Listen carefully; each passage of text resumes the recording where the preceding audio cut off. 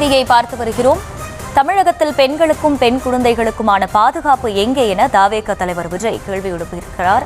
கூடுதல் விவரங்களை செய்தியாளர் ஜெர்ரி வழங்க கேட்கலாம். ஜெர்ரி, வணக்கம். முழு விவரம். வணக்கம். தமிழகத்தில் சமீப காலங்களில் நடைபெற்று வரும் சட்ட ஒழுங்கு பாதிப்புகளை கண்டித்து தமிழக கட்சிக் கழக தலைவர் விஜய் கண்டன அறிக்கையை வெளியிட்டிருக்கிறார்.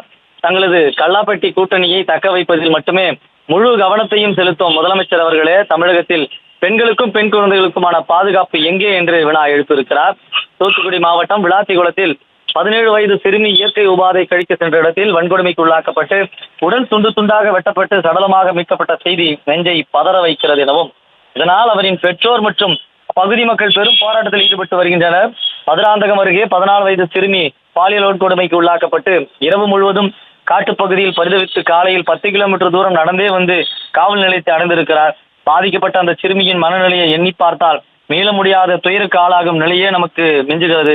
சில நாட்களுக்கு முன்பு கிருஷ்ணகிரி மாவட்டத்திலும் பெண் குழந்தை வன்கொடுமைக்கு உள்ளாக்கப்பட்டு கொல்லப்பட்ட கொடூர ரணமே இன்னும் ஆறவில்லை. மேலும் நாங்குநேரி, சிவகங்கை, மானாமதுரை பகுதிகளில் நடந்த அரிவாள் வெட்டு, ஒரு பாவமும் அறியாதோர் மீதும் நடந்த கண்மூடித்தனமான வெறியாட்டம், நாமக்கல்லில் 7 வயது அரியா சிறுமி நடத்தப்பட்ட பாலியல் வன்கொடுமை, மானாமதுரையில் காவல்துறையில் கைது செய்யப்பட்ட ஒருவர் கொடூரமாக தாக்கப்பட்டு காவல் மரணம், சென்னை காசிமேட்டில் இளம்பெண்ணை வயிற்றிலும் சொல்லனா இடத்திலும் எட்டி உதைத்த திமுக நிர்வாகி, கிருஷ்ணகிரியில் 70 வயது முதியரை கொன்றுவிட்டு அவரது 60 வயது மனைவிக்கு பாலியல் வன்கொடுமை, சென்னை திரிசூலம் இரட்டை கொலை, கோவை அரசு பள்ளியில் பள்ளி விழுந்த உணவை சாப்பிட்டு 43 மாணவர்கள் மருத்துவமனை அனுமதி, உணவு பாதுகாப்பில் அலட்சியம், திமுக கூட்டணி கட்சியான காங்கிரஸ் தலைவர் ப. சிதம்பரம் மற்றும் அக்கட்சியின் எம்பி கார்த்தி சிதம்பரம் அலுவலகத்தின் மீது மண்ணெண்ணெய் குண்டு வீச்சு என கடந்த 1.5 வாரத்திற்குள் மட்டும் பாதுகாப்பின் அலட்சியமும் எண்ணற்ற வன்முறை சம்பவங்களும் நிகழ்ந்துள்ளன.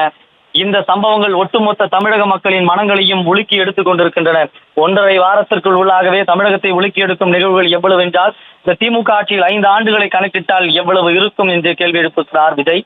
பொதுமக்களுக்கு பாதுகாப்பில்லை, பெண்களுக்கு பாதுகாப்பில்லை, குழந்தைகளுக்கு பாதுகாப்பில்லை, முதியோர்களுக்கு பாதுகாப்பில்லை, இளைஞர்களுக்கு பாதுகாப்பில்லை, இப்படி பாதுகாப்பு என்பதே தமிழ்நாட்டில் எங்குமில்லை என்ற நிலை. இதையெல்லாம் பார்த்து கொண்டு முதலமைச்சரால் எப்படி மௌனம் சாதிக்க முடிகிறது? தமிழகம் முழுவதும் பச்சிளம் குழந்தைகள் முதல் பாட்டி வரை அனைத்து தரப்பு பெண்களுக்கும் பாலியல் வன்கொடுமைக்கு உள்ளாகும் கொலை செய்வதும் தினம் தினம் நடந்து வருகிறது.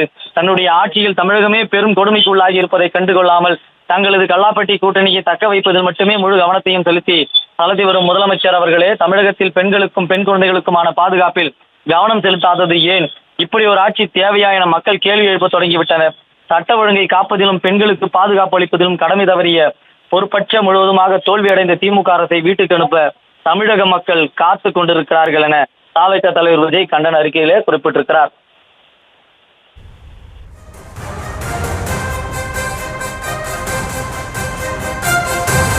முழு விவரங்களுக்கு நன்றி ஜெர்ரி.